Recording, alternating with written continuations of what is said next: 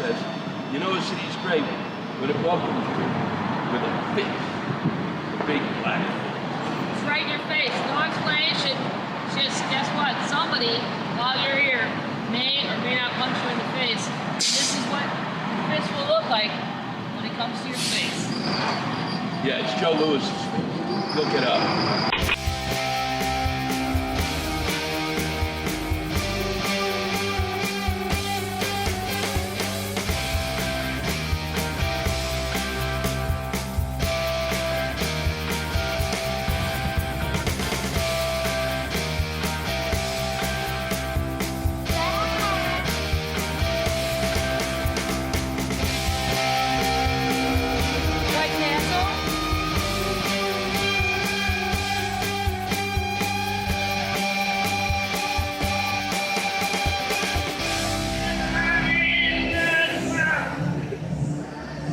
Maybe have a little drink of beer before I do this.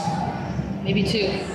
Ladies and gentlemen, my good friend, and someone who is probably the funniest person I know.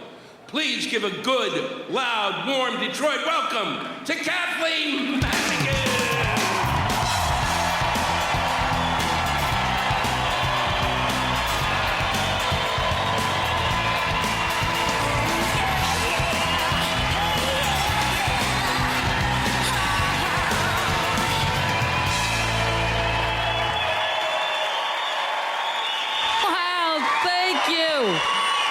Thank you guys so much. And how about one big hand for a guy working for $500 tonight? Mr. Lewis Black. Thank you guys so much for coming out. And this took me 25 years to have enough say-so to, well, where do you want to take your special? You had to get here, you had to get there. And now, finally, I'm old enough where I go, no, we're gonna go where I wanna go. And they go, where do you wanna go? I said, I wanna go to Detroit.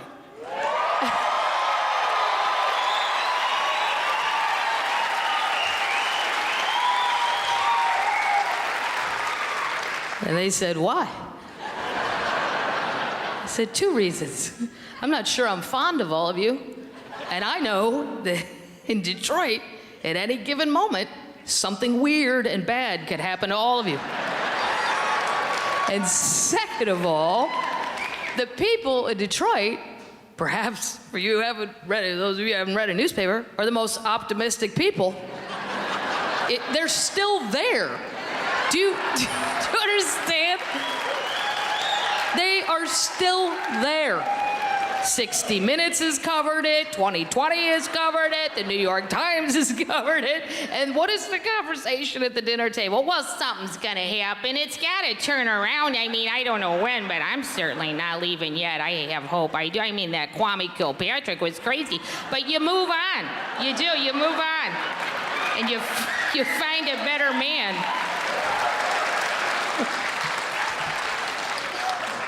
I do love this city. It's, and, you know, I don't know if this is progress, but normally, and this is my city included, we're usually flip-flop in number 1 and number 2 in murder.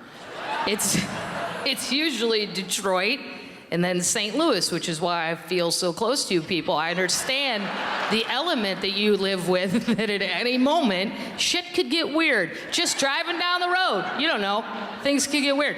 But this year, oh, no. Number 1, Flint. Yeah.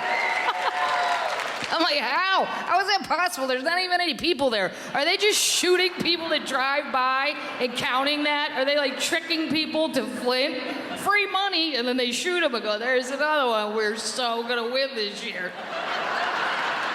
And I don't think it's fair that Detroit dropped to number 3 just because you've actually shot everyone. Just because you did a good job doesn't mean you should lose. Cold wrecking. Because there's lovely parts of Detroit. Here, this whole area, people don't know that though. They only know what you see on the news. You know, like, you're afraid to go to Detroit? No, I'm not afraid to go to Detroit. I'm not afraid of normal things. It amazes me when my friend is a DVD distributor, and he's like, you know what, people love horror movies, because teenagers, they love to pay to be frightened. I go, that's because they have not lived long enough to know that real life will scare the shit out of you. There is no reason to go pay to be scared. Because at this age, I could care less if a vampire walked in my house. I truly wouldn't even blink an eye.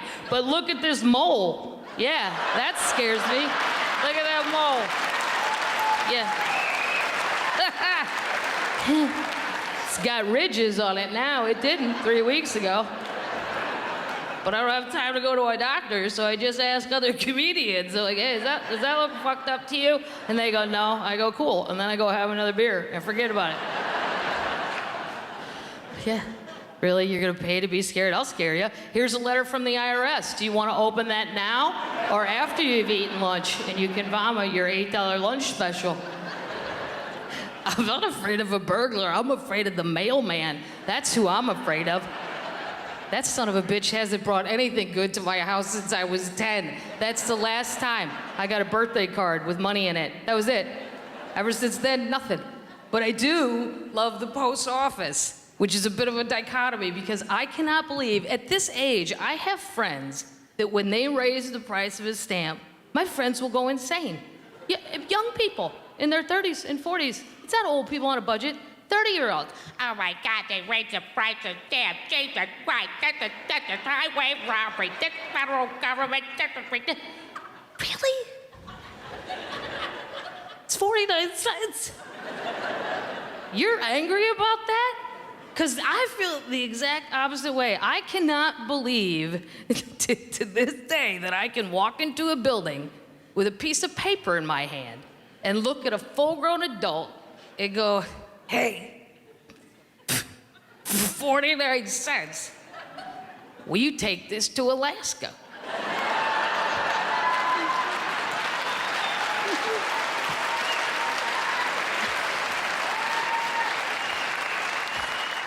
They go, yes, ma'am. We'll have it there in 2 days. Is there anything else you'd like? More stamps. This is crazy.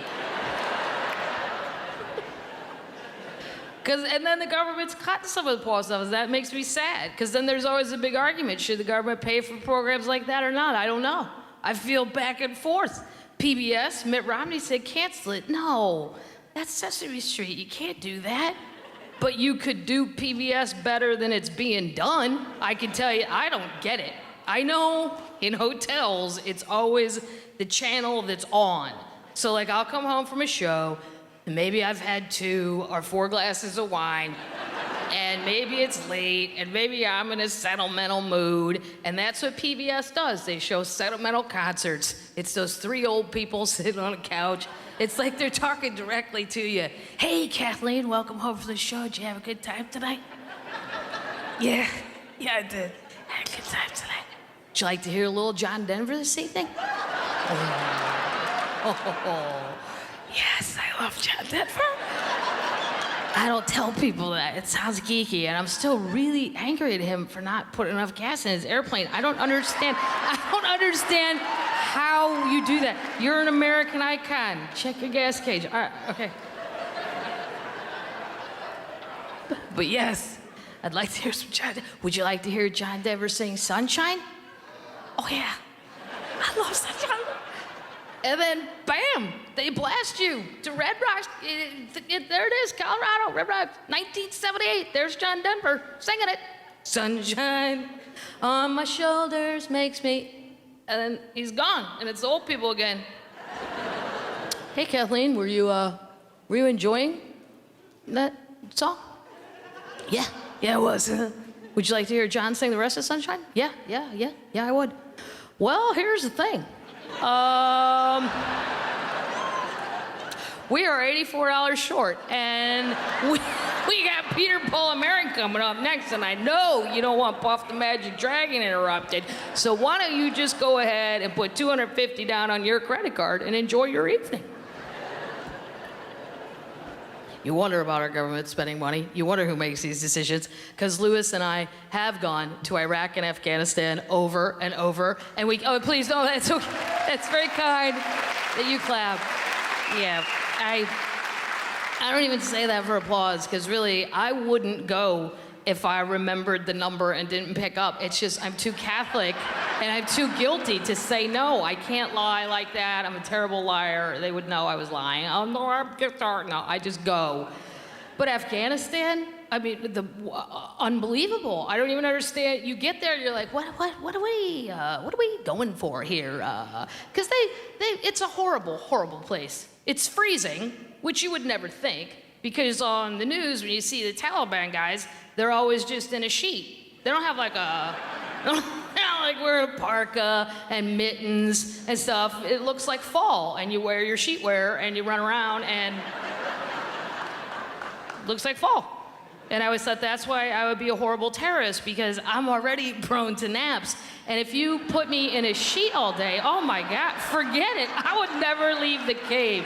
I would be the worst terrorist ever. I'd be like, yeah, I know everybody's really mad, but I'm just gonna guard the cave while you guys go do that. And I'm gonna take a nice nap in this thread couch. Have you felt my thread couch?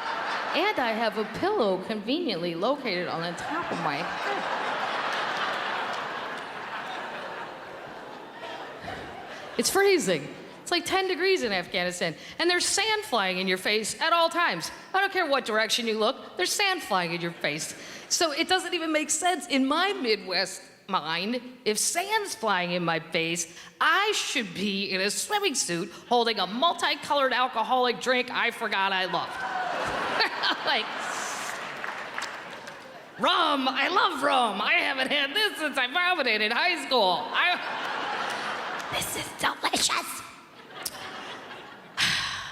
It's free, because my brother goes, how bad was it? I go, here's how bad it was, Pat. Here's what I want you to do. Go out into your garage, take off all your clothes, get into your walk-in freezer, and then every 15 minutes, I'm gonna come out there and throw sand in your face. Yeah. They flew us around in Black Hawk helicopters. The doors are open. People are shooting at you. You can see the ground, because that's how close you are to the ground, which is creepy. And at one point, it's very loud. You have these headphone things on. We flew over a bunch of camels just running around. And Lou goes, "Are those wild?"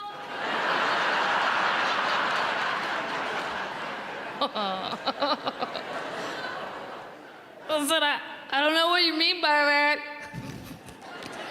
But I don't see saddles on them. And I don't see tiny monkey jockeys, and I don't see a betting window, so I don't think we're at a camel track. Yes, I think they're wild. He goes, where are we? I said, I don't know, but from what I can see, I'd say we'd flown to the Bible.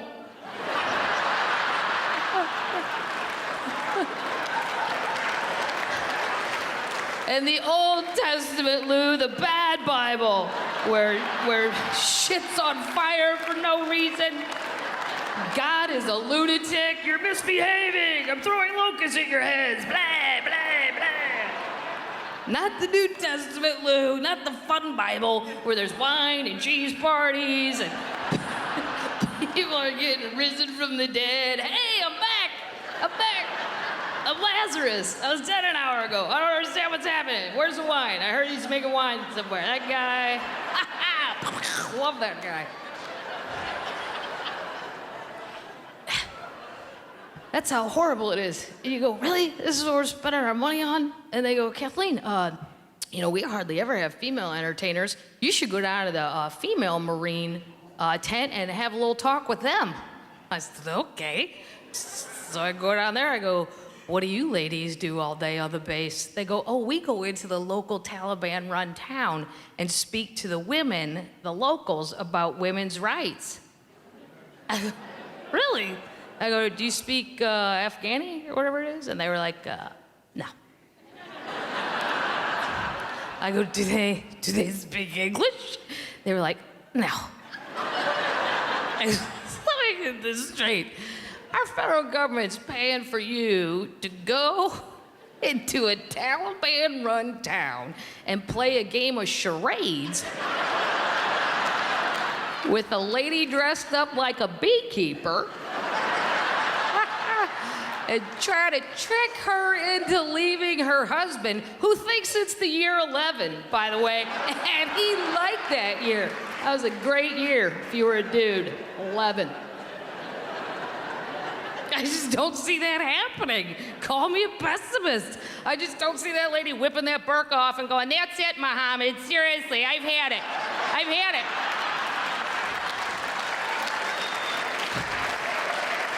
I'm leaving you, seriously. As soon as this country gets a road, I mean, we don't have any roads yet, but as soon as those dumbass Americans build us a road, I am so out of here with that. And it's not just dumbass Americans. Oh no, everybody's involved in Afghanistan. It's a whole NATO thing, because when you get on the base, they tell you, first of all, you're gonna be bunking with some Afghani soldiers. Really?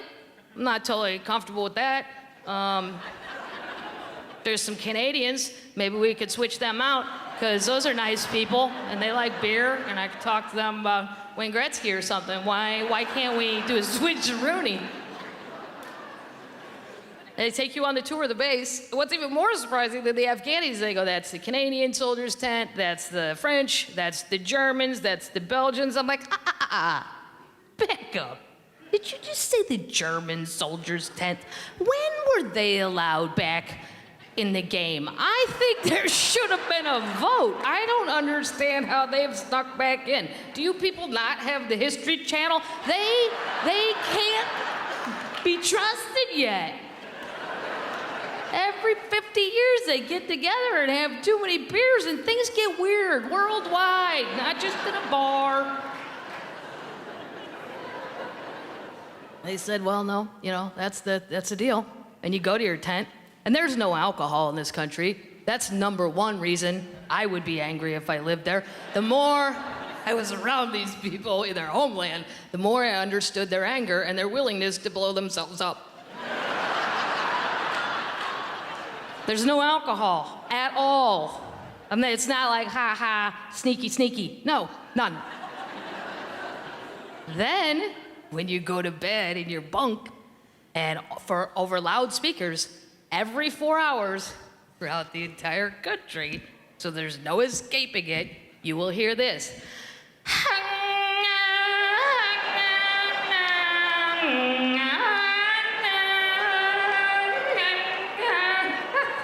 And then it turns into landslide. And the landslide, bruh. Okay, no, it doesn't, but it did in my head. I made it do that every night in my head. I've been afraid of.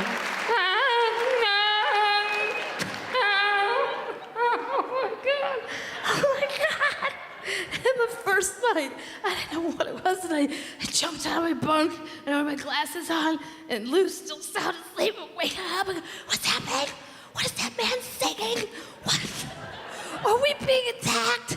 I knew we should have left our helmets in the van. I didn't trust that man. I wanted my helmet. He goes, Kathleen, you're crazy.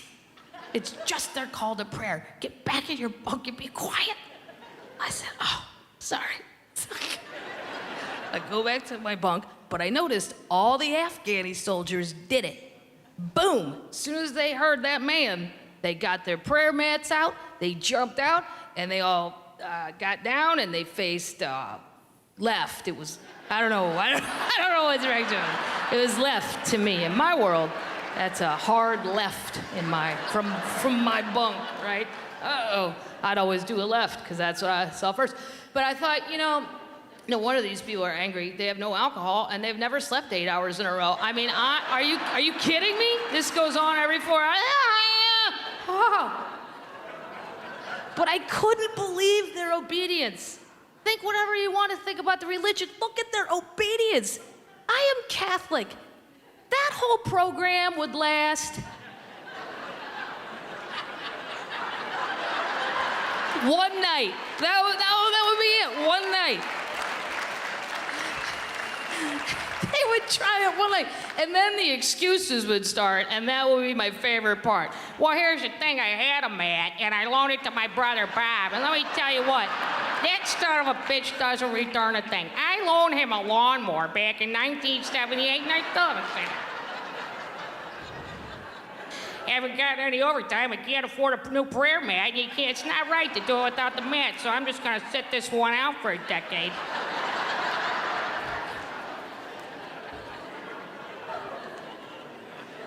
Go, wow, this is the whole war. This is what we're doing. And we didn't even spend the money. Because they go, if you're going to take a shower here in the shower building, you might want to wear your tennis shoes and extra socks. Because if you'll notice, this is all Russian equipment. It's from the 70s. We didn't bring new stuff. The Russian stuff is still there. I'm like, did we learn nothing? Really? The Russians? The toughest people on earth. People who tricked Hitler into a snowstorm were freaked out by these people. These people in the middle of the night went, holy crap, they're crazy, and ran home like girls and left everything. They left tanks, they left barracks, they left apartments. They're like, here's the keys, man. You want to give it a whirl? Seriously, we are sneaking out at midnight. This is insane. And they told us, if you're going to take a shower, wear your socks and shoes, because we don't publicize this, but we've had quite a few cases of electrocution. I was like, well, I'm out. I'm done showering. You think I'm gonna trust my life to socks and a pair of Pumas I bought at Marshall's for $57? These aren't even running shoes, you moron. They're just cute. They're accent shoes. I'm not gonna trust my life. It's horrible. I didn't shower for like, I don't know, 13, 14 days. I know, it's gross. It's even gross to admit, but I'm admitting it. Then they drop you off in the DC airport, and you're on your own to get yourself home. Fine. I need to go to St. Louis for Christmas. I go to the airport bar at 6 a.m. I still haven't showered. There's nowhere to shower. I have glasses on, no makeup. My hair is in a baseball hat that they've given me that says USO. It's a free just hat. I go in the bar. There's one guy. He's about 70, and he's hammered. I thought, good for you, sir. I don't even know how this happens or why it happened, but it's 6 a.m. in D.C. and you're at the airport hammered. I don't even know what the story is. But I'm a fan. I like it. I wish I had that kind of time. Hey, you want to go get drunk? Hey, let's have some fun. Let's go to the airport and not have to fly anywhere. That'll be stress-free and fun for once. So, I don't want to talk to him, though. I don't want to talk to anybody. I'm tired, I'm crabby, I'm filthy. I just want to eat American breakfast and speak to no one and get on my plane. And I look down, and I hear from the other end of the bar, this is all I hear. And I kept looking down, and I thought, wow, that's the greatest pickup line ever. You can't not look at that person. After that person just did that, now I don't know if you're a bear and I didn't look right, or are you a pirate? What is happening? You can't. So I look up and he goes, I see your hat, honey. It says USO. Are you with them? I said, I don't know what you mean with them, sir. I just went to Afghanistan and did some shows for the troops. He goes, oh, you did some shows, huh? What are you, what are you, like a showgirl or a stripper?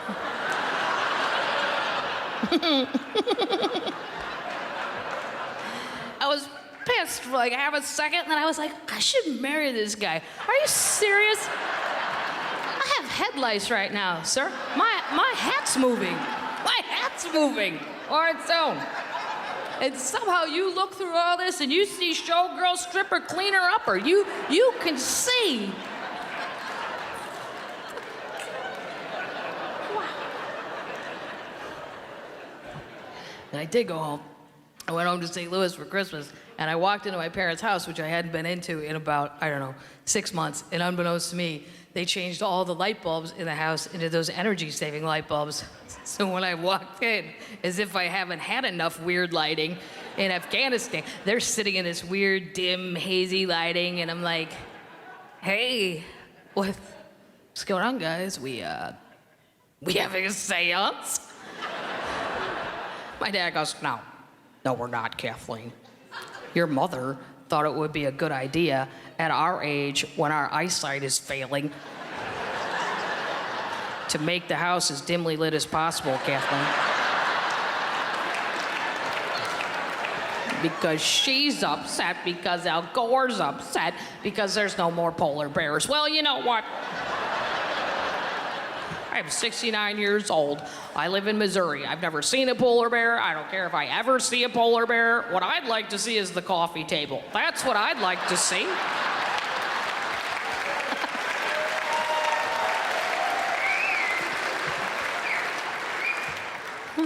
Then that starts the side argument. It's not because of Al Gore, Jack. They just don't make the regular light bulbs anymore. I can't find the regular light bulbs anymore. When did they stop making regular light bulbs, and why weren't we notified in the mail by the government? I mean, we're only gonna live 10 more years. I could have bought enough light bulbs for the rest of our lives. I would have bought extra and sold them out of the back of the truck to other old people who didn't know. I could have jacked the price up. Oh my God. They're up all the time. It doesn't matter what time you call the house, one of them's up.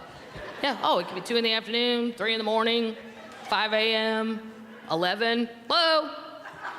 Yeah, they're up. They call me from weird places. It's 6 a.m. where I am. It's 5 a.m. where they are. Hello? Oh, what are you doing? More importantly, what are you doing, Mom? Well, we're in Home Depot's parking lot. We thought they opened at 6. They don't. So we're just going to sit here for an hour and look at the other old people that were confused by their ad. I said, Mom, why aren't you sleeping anymore? Well, don't tell your father this because he'll be embarrassed. But now we're afraid we're going to die in our sleep. So we've decided we'll just stay up, and one of us will be up, and then we'll nap. Because you never hear somebody dying while they were napping. You don't hear, oh, he died in his nap. You hear they died in their sleep, but if we both fall asleep, we won't know the other one's dead, and that's how things get out of hand. Okay. Okay, Mom. I went to Target with her. My mom was a nurse for 30 years. She's retired. I said, out of nowhere, while we're pushing a cart, God, I have a splitting sinus headache. She goes, oh, here, and roots through her giant purse and goes, take this. And I took it. And about a second later, I hear, oh.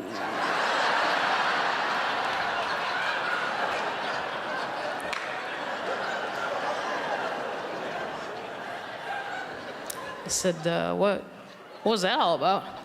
She goes, you swallow that?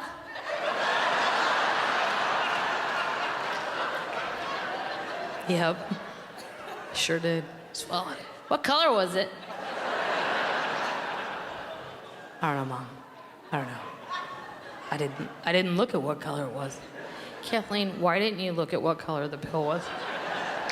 What? Why? Why? Because you're not somebody I met at a party.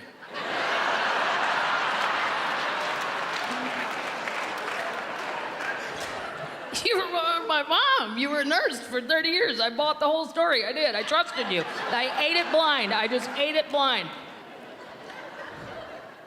I said, well, if you had to guess, what kind of pill do you think I ate? She said, well, I don't know. It's hard to tell. It came out of the blue unmarked bottle that your father and I call the All-Stars. And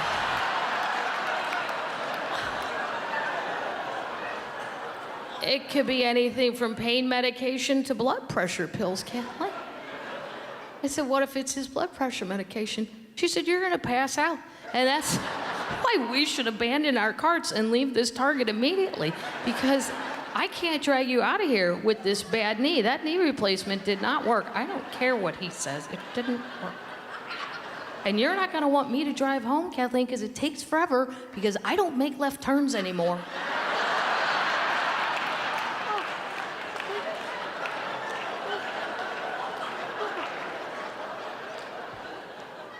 Now I don't even care what kind of pill I ate. Now I just want to understand why she doesn't make left turns anymore. I saw it, but it's not always lefts. It's anything into oncoming traffic where you have to cross lanes to get to your lanes. UPS doesn't allow their drivers to do it, and they save millions of dollars. Your father and I are retired. We have that kind of time. You drive to the next light, and you cautiously make a U-turn, Kathleen. That's what you do.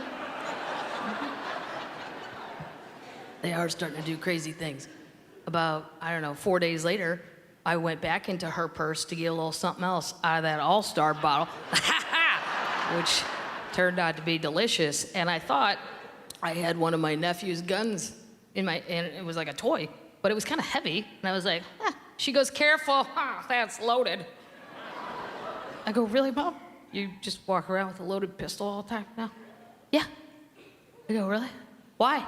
And without missing a beat, she goes, rape. Really? Wait a minute, Mom. Wait a minute. Do you mean you think you're gonna get raped? Or do you mean you think we're gonna stumble upon a rape in progress and then shoot the rapist and become CNN heroes and get to meet Anderson Cooper? Because it's 70, Mom. I'm not saying you're still not as cute as the devil, because you are, but I think you slipped out of the holy crap, I gotta rape that lady right now category. I think you dropped down into, I think I might steal that lady's Cadillac at Walgreens because she leaves the keys on the pharmacy counter for at least 37 minutes every time she shops. Then she goes up and can't remember where she parked the car, still doesn't know she has the keys.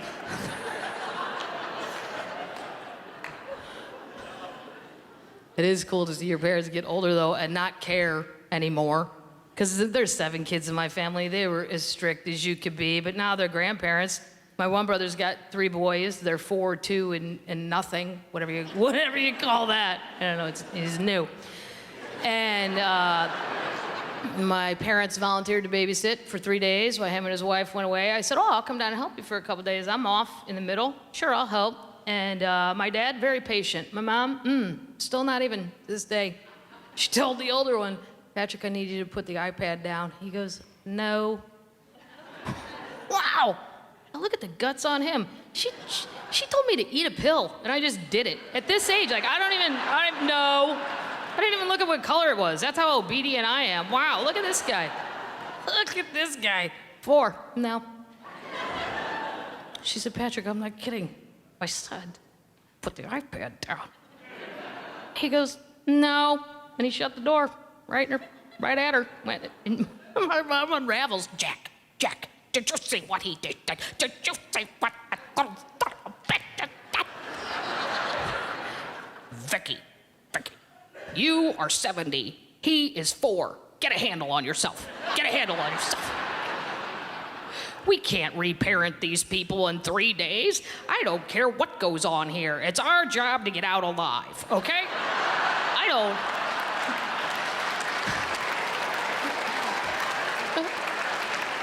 don't care if he eats the iPad. I don't. We'll buy another iPad. That's what we'll do. All I know is 2 hours before they get home, we're gonna shower the 3 of them, put them on the couch and go, they were lovely. And then we're going to the casino. That's how this is gonna end.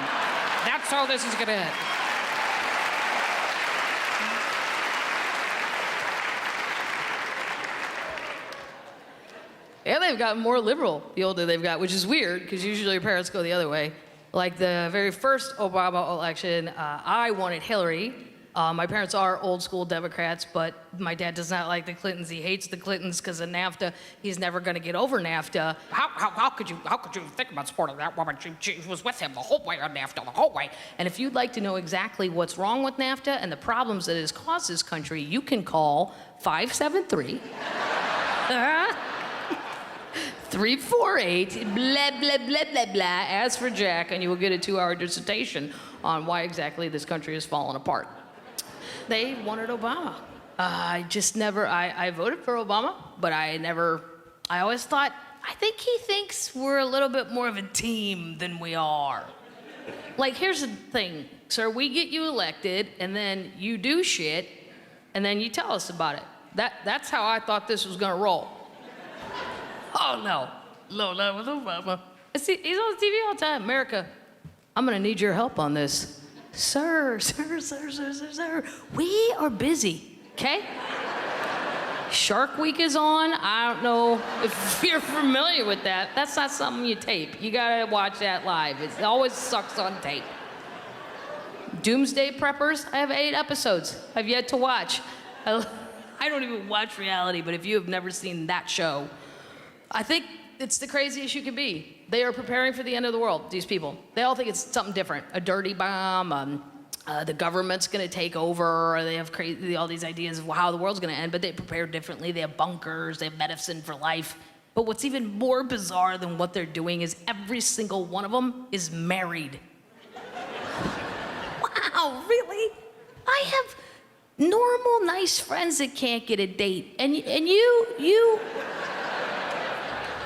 How'd you throw that out on christianmingle.com and get a hit back? That's all I want to know. How do you just toss that out there like it's normal? Hobbies? Preparing for the end of the world. Well, you can't throw something else in. Tennis. I mean, what? No. And then somebody hit you back. OMG, me too. Meet me at Costco. Lots of things to buy. Can't wait. This is going to get weird. Waiting for shit to get weird. Wait for shit to get weird. Obama is always reaching out. God love him. America, if you agree with me on how to solve this financial crisis, I'm going to need you to email your congressmen and representatives. I'm like, well, then I'm going to need you to email me who they are.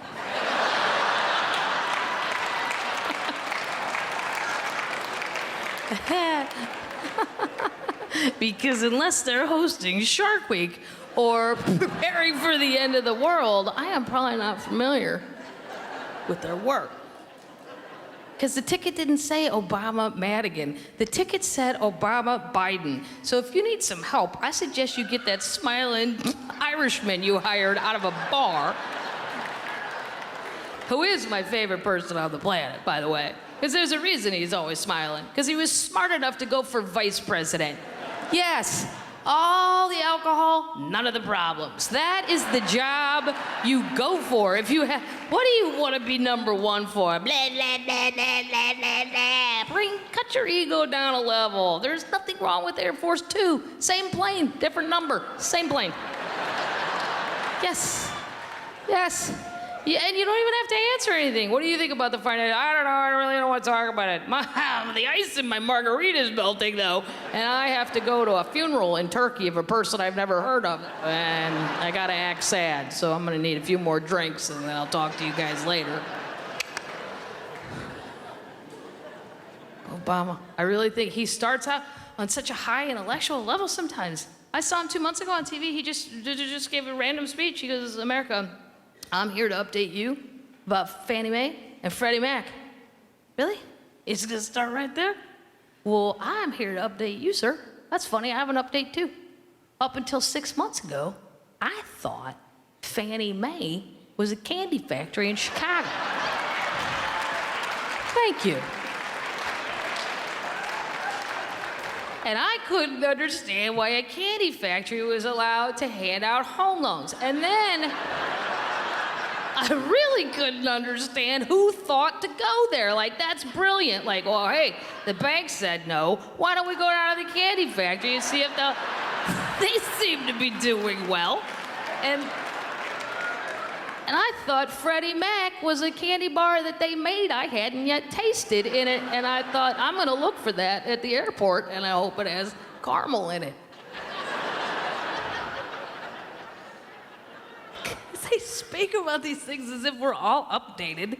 The deficit, they say that as if it's a real tangible number.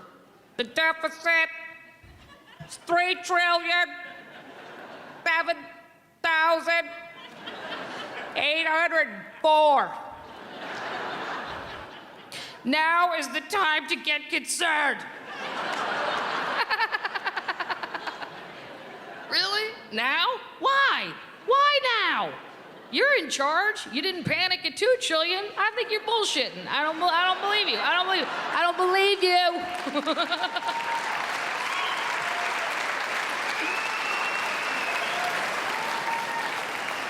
And I can't even fathom $1 trillion. None of us can. I mean, we can't. You can't. It's not a tangible thing.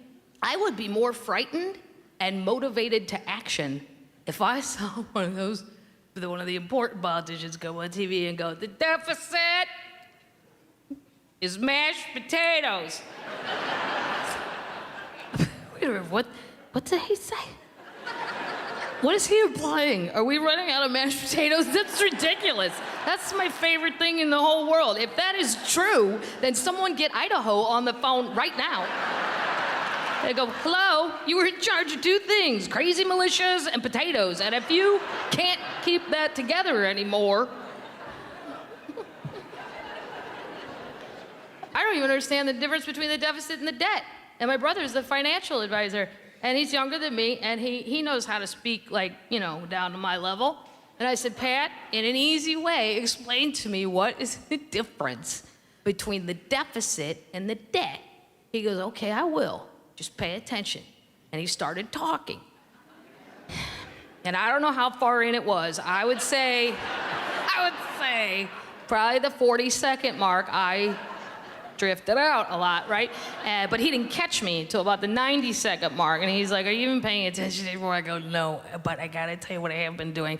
I heard about this, and now I'm doing it, and you have to do it at work because it'll make you smile and laugh so hard. If you go to Google and type in Batman cat, and then hit images, oh my God, it's the funniest thing I've ever seen. It's real, Pat. It's not a joke. It's a real cat. It's a long-haired black guy, and they combed his hair, and it looks like the Batman mask. And yeah, I mean, they're holding him up, but that's not cheating. I mean, they're just holding him. And if I don't know if it's for sale, like, I don't even want a cat, but I want that cat. So every morning I'd wake up, he'd be on my chest, I'm Batman. Yes, you are. Yes, you are. I would never not have a happy day if I owned that cat. He's like, Kathleen, I'm at work. Yeah, whatever. I gotta go.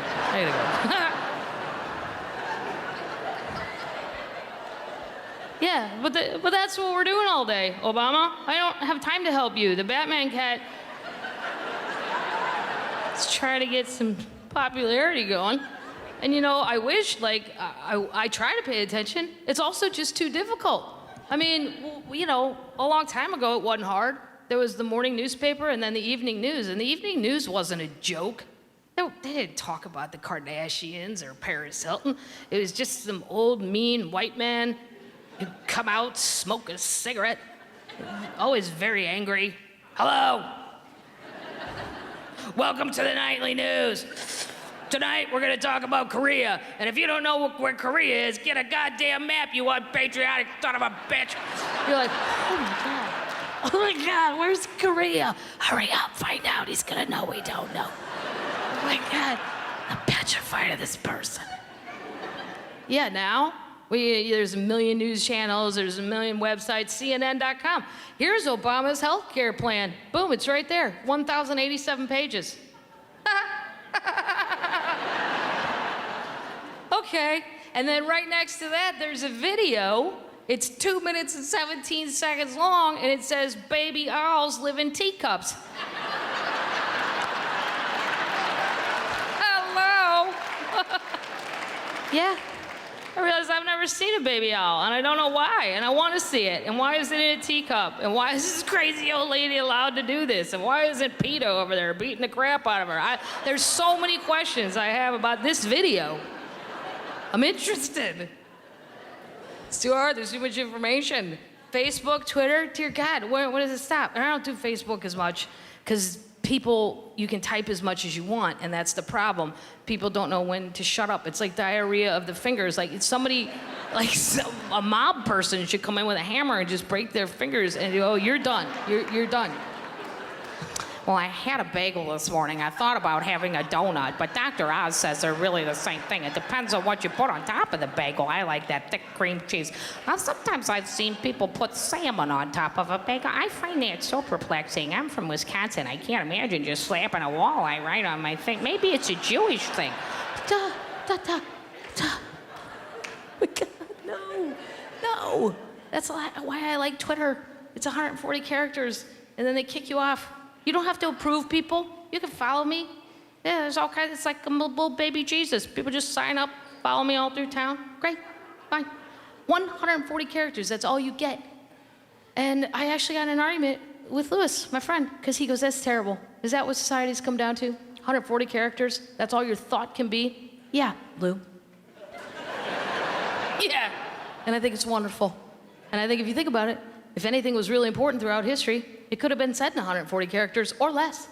If they had Twitter whenever, Oh, look, here's a tweet. The British are coming. The British are coming. There you go. Do you need to know anything more? No, you don't. You don't need to know anything more than that. Heads up, Nagasaki. Not kidding the second time either. Hashtag, hope you have a hat. Things are gonna get weird. Yeah, I'm just saying, warnings, things like that. Mitt Romney said after many, many months of thinking about why he lost the election, and you can Google this, he said he realized that it was mainly because he didn't tweet enough. Really? That's what you're gonna tell yourself before you go to sleep at night? That you're just one tweet away from winning? It's amazing how people can fool themselves. I didn't vote for Mitt Romney. It had nothing to do with politics. I didn't vote for Mitt Romney. I will never vote for Mitt Romney because he said, and I know he's telling the truth, because they would have proved differently. The press would have, and he's a devout Mormon, so I completely believe him, that at age 65, in his life, he had never had a drink, a drug, a cigarette, or a cigar. Ever. As an Irish Catholic, that sentence couldn't even go in my head. I just, error. Invalid information, rephrase question, check age. I said to my brother, think about it, Pat. The only people that we know that can truly say that are babies. And that's just because they don't know yet. Yes, they like juice, but they haven't had a Bud Light. They don't know. And I judged him for that. And that's not fair to that man, but I did. I judged him. Because to me, a glass of wine, or a cigarette, or maybe a Lunesta, one of my favorites. If you've never taken a Lunesta, but you've seen the commercial, I'm here to let you in on a little secret. That neon butterfly is real. Yeah. Wow. Green, pink, they're beautiful. But those are the ways a normal adult relieves stress to me. What, a cigar, maybe some pot, whatever it is you do. And if you don't do any of those, any of them, my mind goes to alarm state where I go, alien. I think you're sleeping with a goat. That's how weird it is to me. That's not fair to Mitt Romney. I don't smoke pot. I never cared for it. But I'm very happy for my pot friends that this year, finally in government, something did change. A little bit of pot became legal in certain cities. Yeah, because I have plenty of pothead friends, and they're very nice people. They don't do anything bad at all. They don't really do anything at all.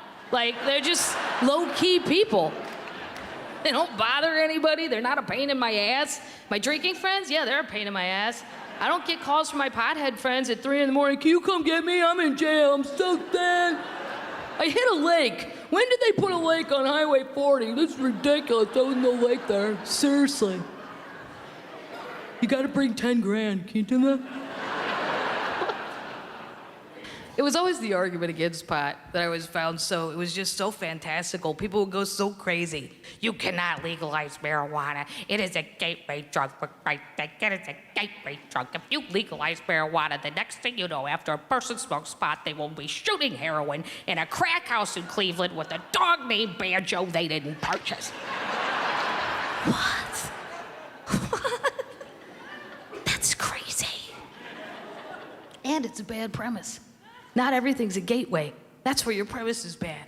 Okay, when you were 5 and you stole a candy bar and you ate it and it was delicious. Was your next thought, you know what? I'm gonna kill a drifter.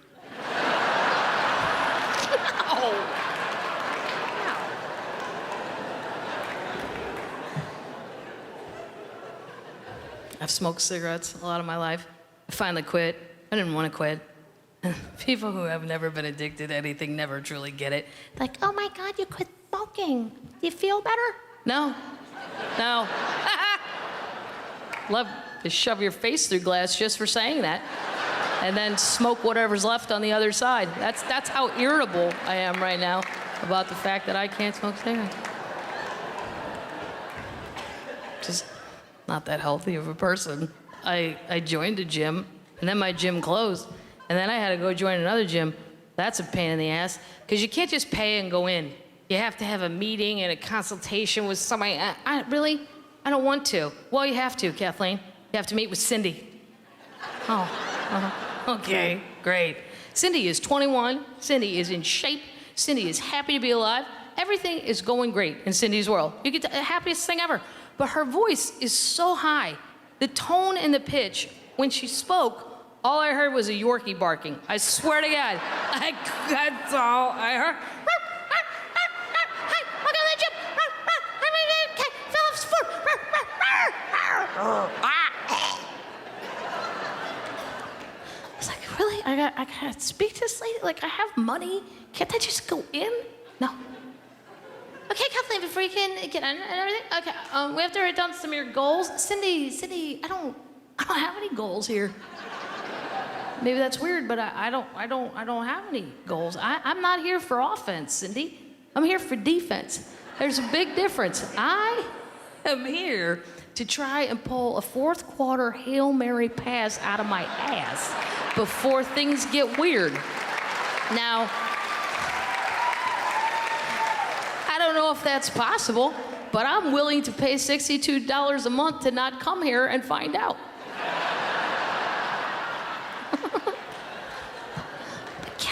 But Kathleen, that's so sad.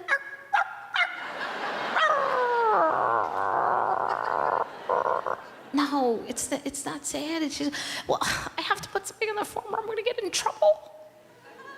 Okay, here's my goal. Ready? Here's my goal. I am here to delay the date and severity of my impending stroke.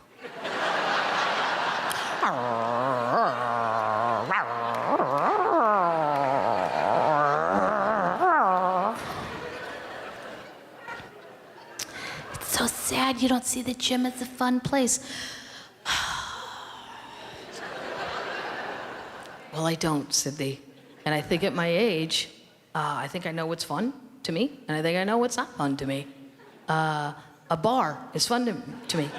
Trust me, year after year, I reprove it and reprove it. I really have a lot of fun at a bar. A gym? No.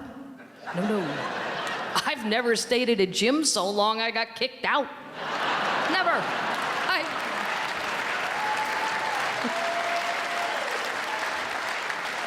I never worked out so hard somebody had to take my keys because I was crazy.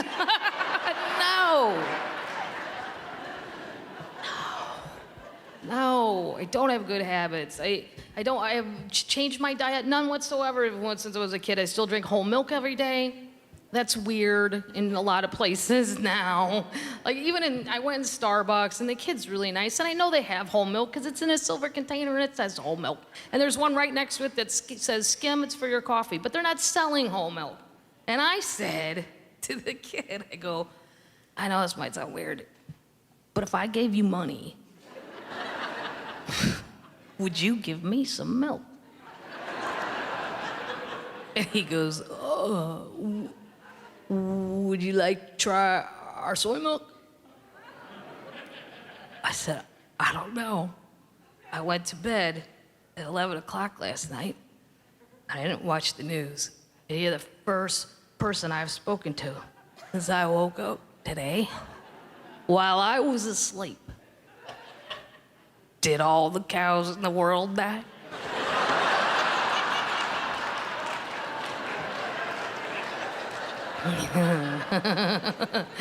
Because if so, I would like to try your soy milk. If not, I do not understand why that was thrown out as an alternative to my original request.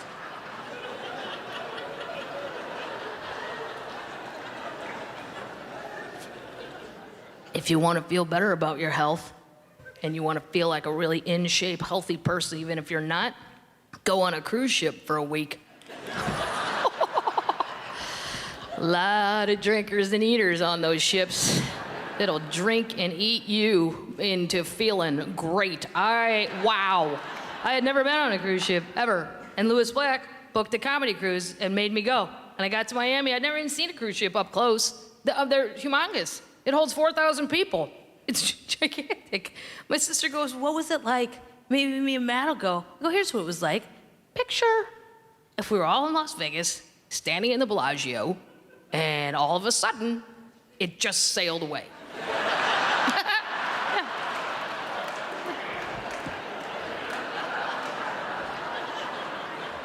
Yeah, the whole building, and nobody panicked or acted weird. Hey, want to try a monkey-ass rum punch? Yes, I love monkey-ass rum punch.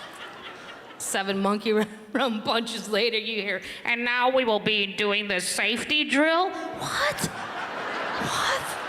I'm hammered. I can't do a safety drill. It is on your muster station, which is located on the back of your key card. It will not match your deck or room, so please pay. What? Now there's math involved? This is a terrible vacation. There's no math on vacation. I finally found my room, and I was next to these lovely people from Wisconsin, and they had balloons all over their door. And I was like, oh, hey, is it somebody's birthday or anniversary? And the guy goes, no. We just get so hammered on these ship and these rooms all look alike, so we decorate our door.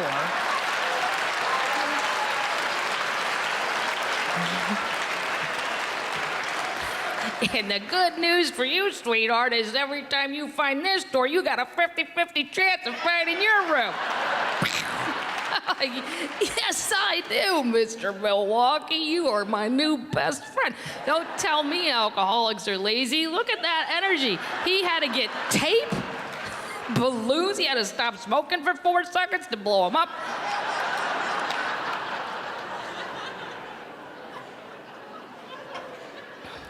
There's a lot of activities. Oh, yeah. You get on the ship, and there's this giant neon board. It looks like a Vegas sports betting board. You're like, oh, it's still overwhelming. You're like, oh, that looks fun. That looks fun. Well, if you're a sleeper inner or a drinker later, you will not be involved in any of these activities because these will require you to be up at 6 a.m. with a fanny pack on, ready to jump in some dinghy with your new friends from Buffalo. And, no. Because my friend Shay wanted to do it all. I'm like, no, I am not getting up at 6 a.m. to go to Stingray Village. I don't have it in me. If someone puts the stingrays in my bathtub, I will pet them, but I am not, I'm not doing that. I don't care enough. Her and her husband Mike, they did every activity. You sure? And she checked back in. You sure, Kathleen? Tomorrow we're gonna zip line through the Mexican jungle. Yeah? I'm sure. There is nothing I could think of that would make me projectile vomit more quickly than to be hot and hungover and shot through a Mexican jungle on a rubber band. No, I'm good. I am good right here on this chair with my monkey-ass rum punch. And you know what? You call me crazy, Shay, but I question the safety of that apparatus. I truly do. Oh, no, they make you sign a form. Really? What form? Who made those up? Juan and Julio in the van that won't be there when you come back with your flesh-eating bacteria wound that there's no hospital around. Hope you have a good time with the ship doctor getting your bacteria-eating leg fixed up.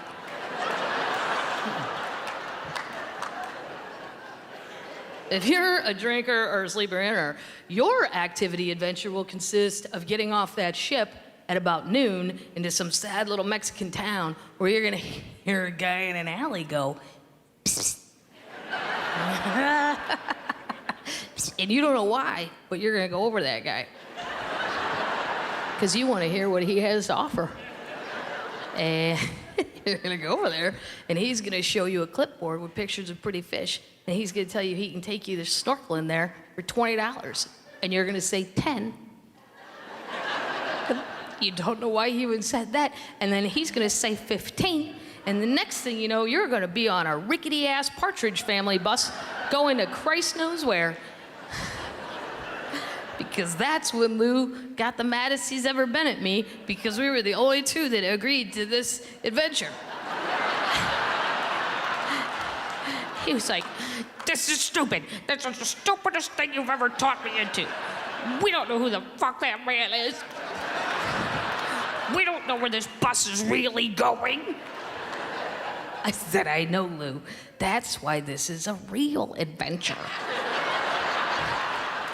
Those people on that Royal Caribbean ship know exactly what time they're coming back tonight.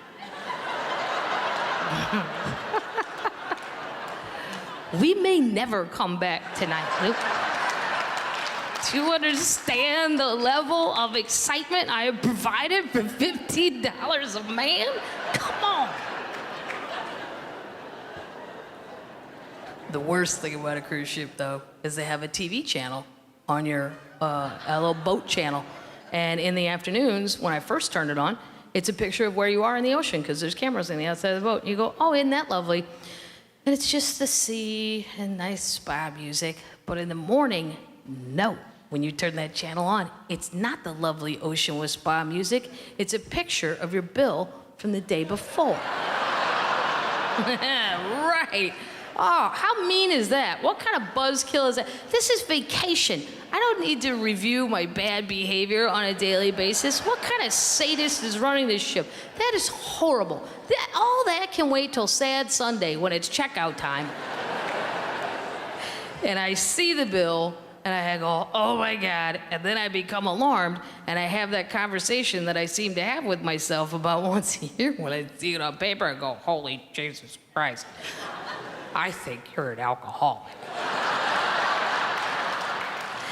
Hey, shh. Hey, it was vacation. Ah, you bought drinks for those nice people from Buffalo. The drinks were overpriced. I think you need to take that alcoholic test online. Don't you dare. Don't you dare. It's all true or false. You've never done well on true and false. You always guess wrong. They don't let you explain anything. The world is black and white to those people. The world is not a black and white place. The world has gray areas.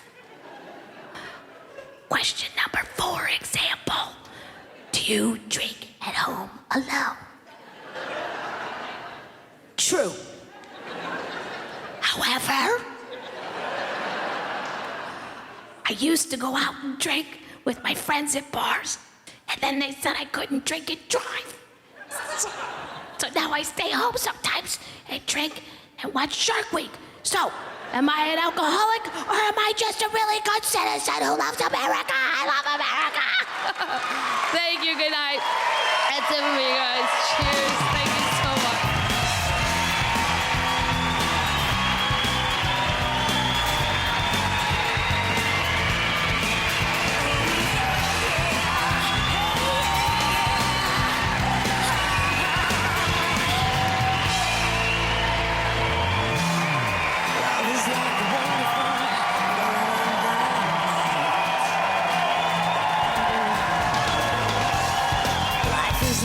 And I have a present for you, but he has to pay, Yeah. and I'll let him do it. Yeah. Yeah. Yeah. Oh, this. I'm sorry. It's the best I could do at the last moment. She It's all ones. It's all one. Yeah. So we can either take care of a check, or we can head down to 8 Mile. I think wherever these, we can make it right. Good. All night left. And I've never said that. Any time.